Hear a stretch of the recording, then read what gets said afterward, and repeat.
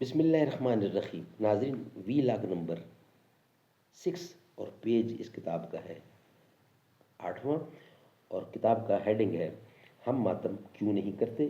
Writer ہے اس کتاب کے وکیل صحابہ و اہل بیت حضرت مولانا قاضی مظہر حسین صاحب.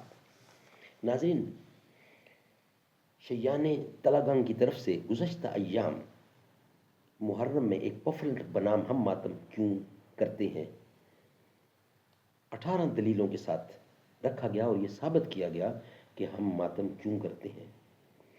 جواب کی ضرورت گو ان دلائل میں ایک بھی دلیل ایسی نہیں جس سے مروجہ ماتم ثابت ہو سکے، لیکن اس پوفلنڈ میں چونکہ قرآن مجید اور حدیث شریف وغیرہ کی بنیاد پر ماتم مروجہ کو عبادت قرار دینے کا دعویٰ کیا گیا ہے جس سے ناواقف مسلمان کو دھوکہ لگ سکتا ہے، اس لیے بعنوان ہم ماتم کیوں نہیں کرتے جوابی رسالہ کی اشاعت ضروری سمجھی گئی ہے.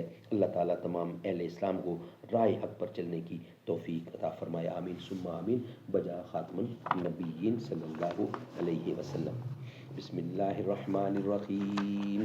الحمد للہ رب العالمین والصلاة والسلام علی رسولہ سیدنا محمد خاتم النبیین وعلى آلہ وخلفاء الراشدین وعلى آلہ واصحابہ اجمعین. ناظرین، پیج نمبر 8 اور 9 پہ ہے اور آج کی دلیل نمبر 5، 7 اور 8، لیکن ہم ایک ایک کا سوال اور جواب دونوں لکھتے جائیں گے. دلیل نمبر 7 اور دلیل نمبر 8 میں تو تورات کی عبارتیں پیش کی گئی ہیں جن میں گریہ، ماتم، رونے کے الفاظ ہیں. الجواب، اس کا جواب، ان عبارتوں میں بھی منہ پیٹنے اور سینہ کو بھی کرنے کا کوئی ذکر نہیں ہے. پھر مروجہ ماتم کیوں کر ثابت ہوا؟ اسی کا پوائنٹ نمبر 2، قرآن کے بعد تورات، انجیل وغیرہ آسمانی کتابیں منسوخ ہو چکی ہیں جن کی عبارتیں مسلمانوں کے لیے حجت نہیں ہیں کیونکہ اصلی آسمانی کتابوں میں تبدیلی ہو گئی ہے. پوائنٹ نمبر 3، اگر تورات انجیل کے مذہب کی پیروی کرنی ہے تو کیا اس پر بھی ایمان لاؤ گے جو تورات میں لکھا ہے؟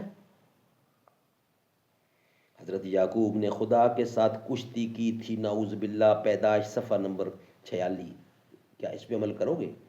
بے، حضرت لوط علیہ السلام نے اپنی بیٹیوں سے بدکاری کی تھی، استغفر اللہ،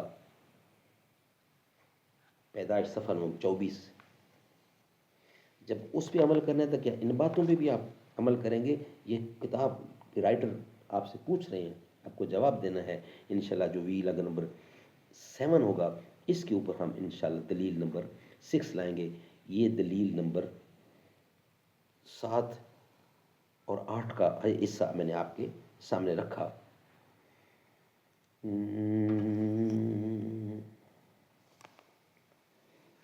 وہ اجوا ہو کہ عنبر ہو یا ہو زمزم مدینے میں، جو آقا نے عطا کی تھی سوغاتیں یاد آتی ہیں. نسیم بطحق کہتے ہیں جنہیں شاعر کلاموں میں، وہ ٹھنڈی ٹھنڈی طیبہ کی ہوائیں یاد آتی ہیں.